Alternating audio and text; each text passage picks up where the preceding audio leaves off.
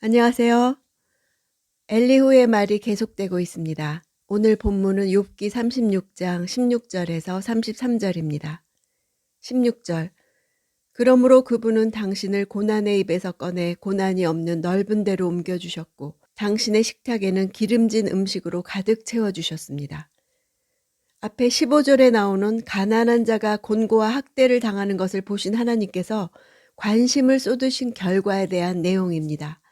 고난은 우리의 세계를 제한하고 좁히며 우리의 가능성을 속박합니다. 고난이 없는 넓은 데란 충만, 풍성, 자유 등의 뜻이 있습니다. 일반적으로 넓고 개방된 공간은 구원을 상징하는 반면 제한되고 좁은 공간은 억압과 속박, 실패를 상징합니다. 즉 고난과 압제로 고통받는 입장과는 전혀 다른 상태를 의미합니다. 17절.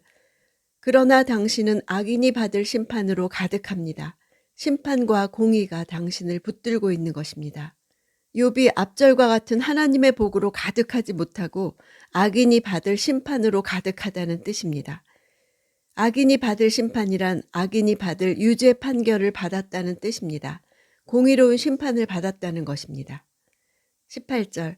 엄청난 분노로 이를 그르치지 않도록 하십시오. 속전을 많이 바친다고 용서받는 것은 아닙니다. 이 구절은 해석하기가 까다로워서 다양한 해석이 있습니다. 분노라고 말한 것은 13절에 마음에 분노를 쌓아간다고 할 때 동일한 단어입니다. 그렇다면 회개하지 않은 채 하나님을 향해 분노하지 말라는 뜻이 자연스럽습니다. 즉 분노로 인해서 징계에 대적해서 일어나지 않도록 하라는 말입니다. 지금 엘리후는 욥이 하나님의 징계를 받고 있음에도 불구하고 부당하게 분노하고 있다고 판단한 것입니다.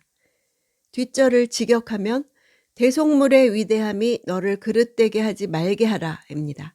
즉 어떤 대속물도 하나님을 대적하는 자를 속죄하게 할 수 없다는 뜻입니다. 20절. 사람들이 그 있던 곳에서 사라져버리는 그런 밤을 기다리지 마십시오. 밤은 사람들이 그 있던 곳에서 사라져버리는 것이라고 설명을 합니다. 여기서 밤은 시간적 의미의 밤이 아니라 생명의 빛이 사라지는 죽음의 때를 가리킵니다. 욥이 죽기를 염원한 말에 대해서 비난하는 것이지요. 21절. 삼가 악을 생각하지 마십시오. 당신은 고난이 아니라 악을 선택한 것입니다. 생각하다라는 동사는 기울다, 치우치다 이런 뜻입니다. 개역 성경 번역처럼 악으로 치우치지 말라 이것이 원문에 가깝습니다. 욥이 고난을 주신 목적을 이해하고 인내하며 회개하기보다 하나님께 원망하고 불평하는 악을 범했다고 판단한 것입니다. 24절.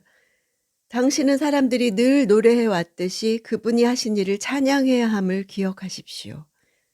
여기서 사람들이란 에노시입니다. 깨지기 쉽다, 약하다 이 단어에서 유래했습니다. 히브리어에서 인간을 나타내는 용어는 4가지가 있습니다. 가장 보편적인 단어는 구약에서 2183회 사용된 이쉬입니다. 존재하다 라는 뜻에서 나온 남녀노소 모든 인간을 가리킵니다. 다음은 554회 사용된 아담입니다. 불다 라는 단어에서 나와서 흙으로 창조되어 다른 피조물과 구별되는 인간을 가리킵니다. 다음은 60회 사용된 까베르입니다. 강한 남자를 가리킬 때 사용됩니다. 마지막이 이 본문에서 사용된 에노쉬로 42회 사용되었습니다. 엘리후가 에노쉬를 쓴 것은 연약하여 죽을 수밖에 없는 한계를 지닌 인간인 욥이 무한하시며 완전하신 하나님이 하신 일을 노래할 수밖에 없다. 이것을 강조하기 위해서입니다. 25절. 모든 사람이 그것을 보았습니다. 사람이라면 아무리 멀리서도 볼 수 있습니다. 여기서 사람은 아담입니다. 다른 피조물과 구별되게 특별히 하나님의 형상으로 창조된 인간은 자신들의 존재의 근거가 되는 하나님의 하신 일을 주목하여 본다는 것을 뜻합니다. 27절, 28절. 그분은 물을 증발시켜서 끌어올리시고 그것으로 빗방울을 만드십니다. 구름이 그것을 떨어뜨리면 모든 사람 위에 내리는 비가 됩니다. 태양열에 의해서 물이 증발하는 현상을 묘사한 것을 볼 때 엘리후가 과학적인 지식에도 능통했음을 보여주고 있습니다.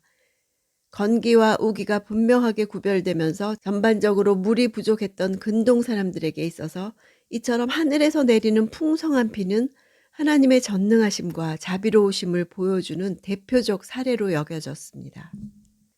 29절 그분이 어떻게 구름을 펼치시는지 어떻게 그 장막에서 천둥 소리를 내시는지 누가 알겠습니까? 구름을 펼치시고 장막에서 천둥 소리를 내신다는 표현은 기상을 주관하시는 창조주 하나님의 위대한 사역을 비유적으로 나타낸 것입니다. 수사 의문문을 써서 피조물인 인간으로서는 이 모든 현상을 도저히 이해할 수 없음을 강조하고 있습니다. 31절 그분은 이런 것들로 백성을 심판하시며 먹을 것을 넉넉하게 공급해 주십니다. 왜냐하면으로 시작되어서 하나님께서 여러 기상현상을 주관해 나타내시는 이유가 무엇인지를 밝히고 있습니다. 첫째는 당신의 주권에 근거해 공의를 실현하시기 위해 심판하시고, 둘째는 인간들로 경작을 가능케 하시는 은혜를 주시는 것입니다. 32절 두 손에 번개를 주시고 관역을 마치라고 명령하십니다. 사람들의 눈에 마치 우연처럼 보이는 낙뢰 현상이 하나님의 명령에 의해 이루어진 것임을 강조하고 있습니다. 엘리후는 지금 욥에게 그가 당면한 재앙이 아무런 이유 없이 내려진 것이 아니라 하나님의 구체적인 징계의 결과라는 것을 암시하는 것입니다. 엘리후가 욥에게 이렇게 심하게 말을 하는 것은 욥이 자기는 아무 잘못한 것이 없는데 하나님이 자기를 괴롭게 하셨다고 하기 때문입니다. 엘리후는 고난이 있다면 무슨 죄가 있는 결과이고 하나님은 고난을 통해 교훈하시는 것이라 말하는 것입니다. 왜 엘리후의 나이가 어리다는 것을 엘리후가 등장할 때부터 밝혔을까요? 나이가 지혜의 상징이던 당시 엘리후에게는 아직 지혜가 부족하다는 것을 말해주는 것입니다. 엘리후는 죄 없는 자에게 고난을 주셨을 리가 없다고 법대로 움직이시는 하나님만을 주장하고 있습니다. 그는 이 모든 일이 까닭 없이라는 말로 시작된 일인 것을 모르고 있습니다. 하나님이 주신 복을 거두실 때는 이유가 있다고만 알고 있습니다. 반면에 욥은 하나님이 법칙대로만 움직이는 분이 아닌 것을 알았습니다. 왜냐하면 무죄한 자신에게 고난이 닥친 것도 하나님의 주권임을 알았기 때문입니다. 1장 22절에서 이 모든 일에 욥이 범죄하지 아니하고 하나님을 향하여 원망하지 아니하니라. 이때 원망이란 단어가 어리석음이란 뜻입니다. 지혜의 반대인 것입니다. 까닭 없는 고난 속에서도 주권자이신 하나님을 신뢰하는 것이 지혜입니다. 욥은 하나님이 주시거나 거두실 때 거기에 어떤 이유나 법칙이 적용되지 않을 수 있구나, 이것을 알았습니다. 고난을 당하는 욥의 자세가 욥기가 말하는 지혜입니다. 내 삶에도 까닭 없이 행하시는 하나님의 주권이 있다는 사실을 받아들이는 것이 지혜입니다. 욥기 파이팅입니다.